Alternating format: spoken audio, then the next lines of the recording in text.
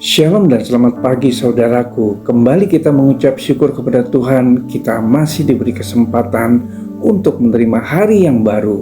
Berkat-berkat Tuhan di dalam hidup kita pagi ini. Sebelum kita mendengar dan menerima pesan Tuhan pagi ini, mari kita berdoa.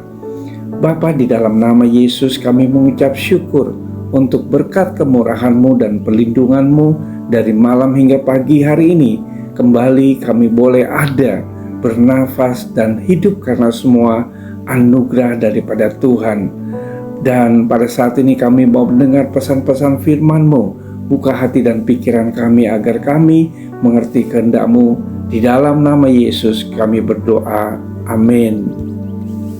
Tema renungan kita pagi ini, jangan kehilangan semangat. Firman Tuhan diambil dari Yosua 14 ayat 10-14. Demikian firman Tuhan.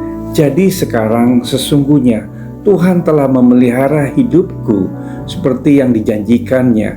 Kini sudah 45 tahun lamanya sejak diucapkan Tuhan firman itu kepada Musa, dan selama itu orang Israel mengembara di padang gurun. Jadi sekarang telah berumur 85 tahun aku hari ini. Pada waktu ini aku masih sama kuat seperti pada waktu aku disuruh Musa. Seperti kekuatanku pada waktu itu, demikian kekuatanku sekarang untuk berperang dan untuk keluar masuk. Oleh sebab itu, berikanlah kepadaku pegunungan yang dijanjikan Tuhan pada waktu itu, sebab engkau sendiri mendengar pada waktu itu bahwa di sana ada orang enak dengan kota-kota yang besar dan berkubu. Mungkin Tuhan menyertai aku sehingga aku menghalau mereka seperti yang difirmankan Tuhan. Lalu Yosua memberkati Kaleb bin Yefune, dan diberkatinyalah Hebron kepadanya menjadi milik pusakanya.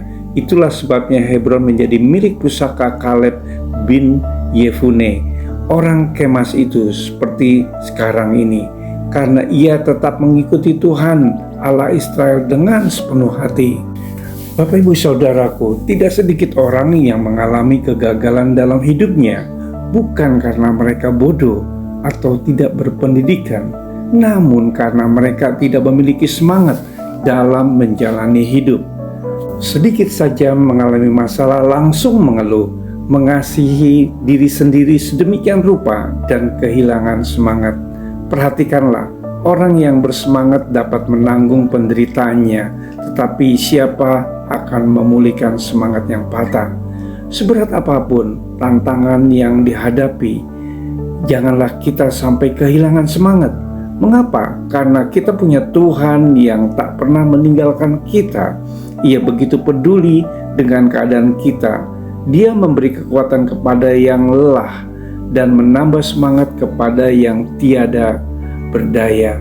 Saudaraku, Kaleb yang tetap memiliki semangat hidup yang luar biasa. Meskipun sudah berumur 85 tahun, ia tetap bersemangat dalam menjalani kehidupan karena ia senantiasa mengarahkan pandangannya kepada janji-janji Tuhan.